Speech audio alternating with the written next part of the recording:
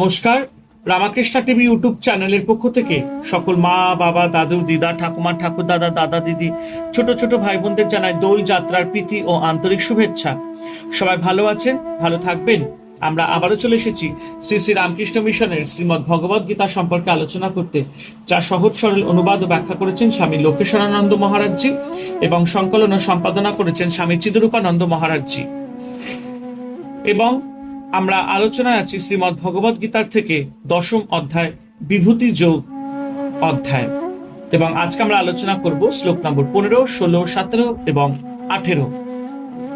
এবং শুরু করার আগে একটাই কথা বলবো, যারা যারা আমার শ্রীমদ্ ভগবদ গীতার ভিডিও বা এপিসোডগুলো দেখা মিস করেছেন, অবশ্যই আপনারা আমার রামাকৃষ্ণা টিভি ইউটিউব চ্যানেলে আসবেন, শ্রীমদ্ ভগবদ গীতা প্লে লিস্টে আসবে এবং সেখান থেকেই আপনারা আগের ভিডিও বা এপিসোডগুলো দেখে নিতে পারবেন।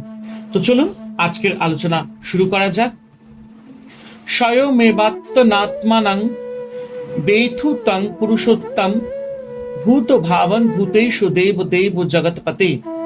অর্থাৎ অর্জুন বলছে, হে পুরুষোত্তম, হে ভূত ভাবন, হে ভূতেশ, হে দেব দেব, অর্থাৎ দেবগণেরও প্রকাশক, হে জগৎপতে, তুমি স্বয়ংই নিজের জ্ঞান দ্বারা নিজের স্বরূপ জ্ঞান, অর্থাৎ তোমার স্বরূপ সম্বন্ধে আর কেউই জানে না। যিনি মায়া ও গুণের অতীত তিনি পুরুষোত্তম। সমস্ত ভূত যার থেকে উৎপন্ন হয়েছে তিনি ভূত ভাবন। যিনি সমস্ত ভূতের নিয়ামক ও রক্ষক তিনি ভূতেশ। যিনি ইন্দ্র ও আদিত্যাদি দেবতারও দেবতা তিনি দেবদেব। যিনি সাধু হৃদয় শুভ কর্ম প্রবৃত্তি প্রদান করেন তিনি জগৎপতি। অর্জুন বললেন, হে পুরুষোত্তম, তোমাকে কেউ জানতে পারে না, তুমি নিজেই নিজের দ্বারা নিজেকে জানো। শ্রীকৃষ্ণের ঐশ্বর্য মহিমা বোঝানোর জন্যই অর্জুন এই সব বিশেষণ ব্যবহার করেছেন। বক্তা মহর্ষেষণা দিব্যা হত্য বিভূতায় জাভির বিভূতি ভীর লোকা নিমাংস্তং ব্যাপতিষ্ঠৎসি। অর্থাৎ অর্জুন বলছেন, তুমি যে সকল বিভূতি দ্বারা এই লোক সকল ব্যাপ্ত হয়ে আছো, সেসব অদ্ভুত আত্মবিভূতি তুমি বিশেষভাবে বলতে পারো। অর্জুন এখন বুঝতে পারছেন যে সৃষ্টির মধ্যে ভগবানের বিভূতি ভিন্ন আর কিছুই নাই।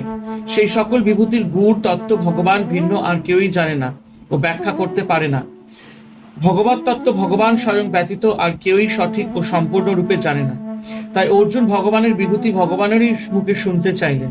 হে ভগবান, আপনার যেসব ঐশী বিভূতি বা দিব্য প্রকাশ আছে সে সম্পর্কে আমাকে খুলে বলুন। আপনার শ্রীমুখ থেকেই আমি তা শুনতে চাই। ঈশ্বর ইন্দ্রিয়াদির অতীত, জগতের অতীত এক তত্ত্ব, আবার তিনি এই ব্রহ্মাণ্ডের সর্বত্র পরিব্যাপ্ত। এই জগতে ভগবানের সেই দিব্য সত্তার প্রকাশগুলি অর্জুনের জিজ্ঞাস্য।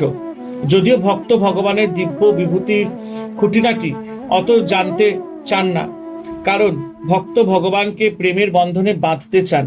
এখানে ভক্ত ভগবানের বিচিত্র বিভূতি ও ব্যক্ত রূপের বিষয় অবগত হয়ে তার সাহচর্য আস্বাদন করতে চান এবং প্রেমের সম্পর্ক গড়ে তুলতে চান। তাই অর্জুন বলছেন, যে যে মহিমার দ্বারা আপনি নিজেকে এই সমগ্র জগতে ব্যক্ত করেছেন সেই সব সবিস্তারে আমাকে বলুন।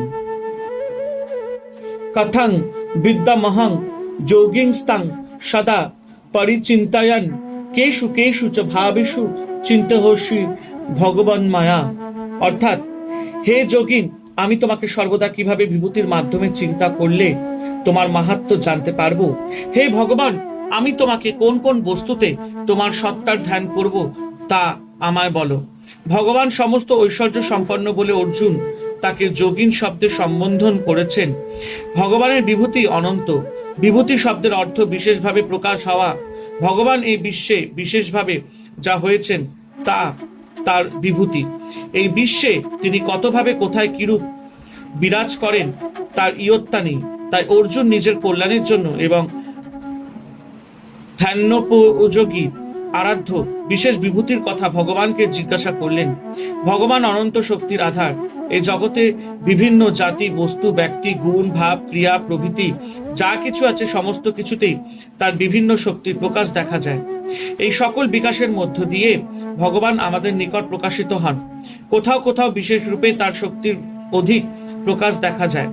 সেই সব বিশেষ ঐশ্বর্য ও বলবীর্যের প্রকাশগুলি হলো ভগবানের শ্রেষ্ঠ বিভূতি। ভগবানকে জানবার ও তাকে সর্বদা স্মরণ মনন করবার পক্ষে এই সকল বিভূতি বিশেষ প্রয়োজনীয়। সাধারণ মানুষ ভগবানের এই সব ব্যক্ত বস্তুর চিন্তা সহজে করতে পারে। বিস্তরেণাত্মন যোগং বিভূতিঞ্চ জনার্দন ভুয়ো কথায় তৃপ্তির্হ শ্রীনত নাস্তি মেহ মৃতম। অর্থাৎ অর্জুন বলছেন, হে জনার্দন, তুমি পুনরায় তোমার অসীম যৌগশৌর্য ও বিভূতি সকল আমায় সবিস্তারে বলো, কারণ তোমার অমৃতময়ী বাণী শ্রবণ করে আমার তৃপ্তি হচ্ছে না, অর্থাৎ আকাঙ্ক্ষা আরো বেড়ে যাচ্ছে, আরো শুনবার ইচ্ছা হচ্ছে।